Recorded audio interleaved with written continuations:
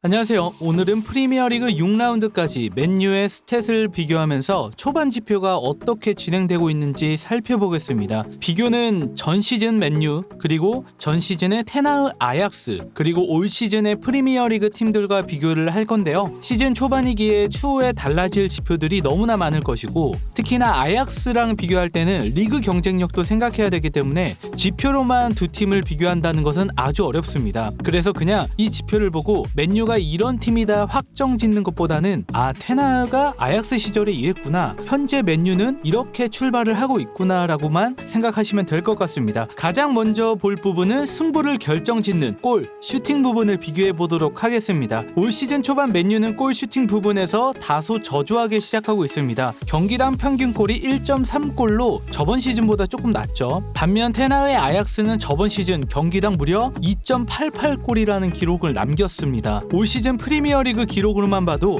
첼시와 함께 공동 9위를 기록 중이고, 맨시티, 리버풀, 아스날 이런 팀들하고는 차이가 꽤 나는 상황이죠. 이 외에도 기대 득점, 슛, 유효 슛 이런 부분에서 저조합니다. 유효 슛 비율이 37.3%로 올 시즌 리그에서 브라이튼 다음으로 5위를 기록 중 좋은 수치를 보이고 있지만, 골 전환율을 보게 되면은 10%가 넘지 않는 9.33%로 리그 중하위권에 속하고 있습니다. 이런 기록은 꽤 유의미한 부분이죠. 골 부분은 승부를 결정짓는데 아주 중요하니까요. 브랜트포드 맨시티만큼은 아니더라도 11%대 정도는 유지를 해야 하지 않나 싶네요. 다음은 실점을 보겠습니다. 축구에서 승리는 무조건 골을 넣어야지만 가능하겠지만 골만 넣어서는 안 되죠. 실점 또한 직접적으로 승리에 관련된 지표입니다. 맨유는 현재까지는 저번 시즌보다 경기당 실점이 괜찮아 보이지만, 다들 아시다시피 저번 시즌의 맨유의 실점 기록은 프리미어리그 출범 이후 최다 실점 기록이었을 정도로 맨유의 수비력이 정말 최악이었던 시즌이죠. 골과 같이 비교를 해봤을 때는 저번 시즌과 동일하게 골득실 0을 유지하고 있죠. 그렇다고 해서 꼭 안 좋다고 보기만은 어려운 게, 최근 흐름에서 수비적으로 나아지고 있는 부분이 보이는데요. 리그 초반 2경기에 6실점을 한 이후에는 그 뒤에 리그 4경기에서는 2개의 실점밖에 안 했기 때문에 이 상황을 쭉 이어갈 수만 있다면 나중에는 훨씬 더 좋은 지표를 보일 것으로 예상할 수 있습니다. 그리고 아약스를 보게 되면은 경기당 골이 2.88골이었는데 실점이 0.5골이다. 와, 21-22 테나흐의 아약스가 네덜란드 리그에서 얼마나 강한 위치에 있었는지 가늠할 수 있죠. 특히나 기대 실점보다 현저히 적은 실점을 기록하면서 세이브 퍼센테이지가 75%를 기록했습니다. 다음은 경기의 지배 척도를 한번 살펴보겠습니다. 올 시즌 맨유의 점유율은 49%를 기록 중인데요. 저번 시즌보다 조금 낮은 퍼센테이지를 기록하고 있습니다. 리그에서는 공동 10위로 기록되고 있고요. 패스 성공률 또한 저번 시즌보다 저조한 상황인데요. 단순 점유율이 높고 패스 성공률이 좋다고 해서 성적이 잘 나오는 것은 아니지만, 테나흐가 아약스에서 보여준 지표와는 꽤 거리가 먼 상황입니다.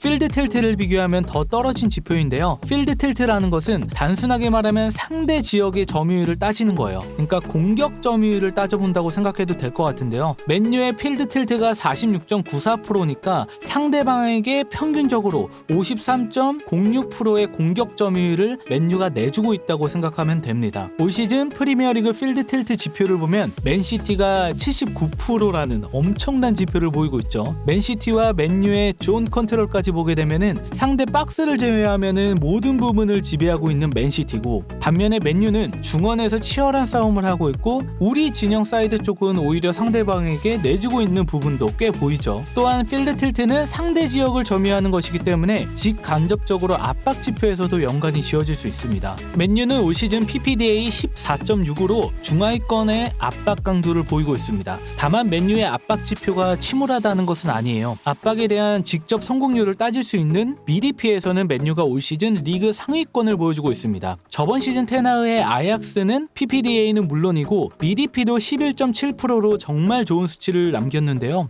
올 시즌 프리미어리그와 수치로 따져본다면은 리버풀과 굉장히 비슷한 압박 수치를 보여줬습니다. 과연 맨유도 추후의 압박 부분에서 이 정도 수치까지 올라갈 수 있을까요? 올라간다면은 리그 상위권에 속하겠죠. 다음은 간단한 수비 지표를 보겠는데요. 전방 압박에서만 기록한 지표는 아니고 지표 전체 지표입니다. 맨유의 인터셉트 기록은 저번 시즌 테나흐의 아약스 시절과 비교해도 좋죠. 리그에서도 64개로 6위를 기록 중입니다. 태클 성공은 엇비슷한데요. 올 시즌 리그에서는 15위를 기록 중입니다. 다만 태클 성공 지표, 수비 지표 이런 거는 저조하다고 해서 꼭 나쁜 것만은 아니에요. 태클도 맨시티가 리그 20등인 것만 봐도 상대방에게 태클을 해야만 수비적으로 잘하냐 이런 건 또 아니죠. 애초에 경기를 지배하고 있을 수도 있으니까요.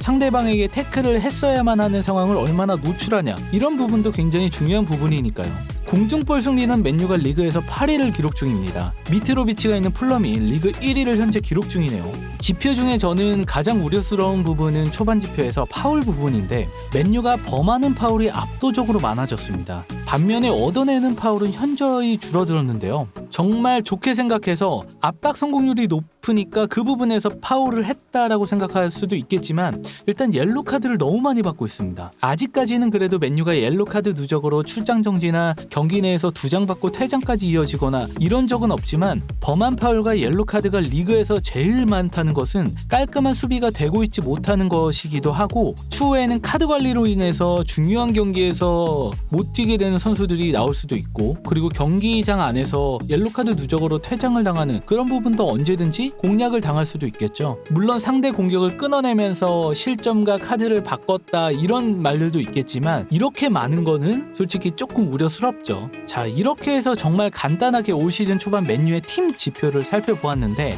긍정적인 부분도 있었고요. 약간 압박 성공률이나 그리고 우려스러운 부분 파울 부분이나 그리고 실점이랑 골득실 부분 이런 부분 다시 한번 말하지만 지표만으로 맨유를 단정지어서 당장 평가하는 거는 무리예요. 그냥 단순 재미, 정말 말 그대로 이런 수치를 보여주고 있구나 라고만 생각하시면 됩니다. 다음에 또 라운드가 어느 정도 진행되면은 그때 맨유가 현재에서 어떤 지표를 또 보이고 있는지 그리고 오늘 만든 이 영상의 지표들과 비교해서 또 어떤 부분이 좋아졌는지 아니면 어떤 부분이 안 좋아졌는지 이런 것도 한번 비교를 해보겠습니다. 테나흐가 그래도 긍정적으로 맨유를 변화시키고 있다고 저는 생각을 하고 있고 앞으로 테나흐의 맨체스터 유나이티드가 어떤 팀으로 바뀌어 나갈지 기대를 해보겠습니다. 지금까지 맨유튜브였습니다.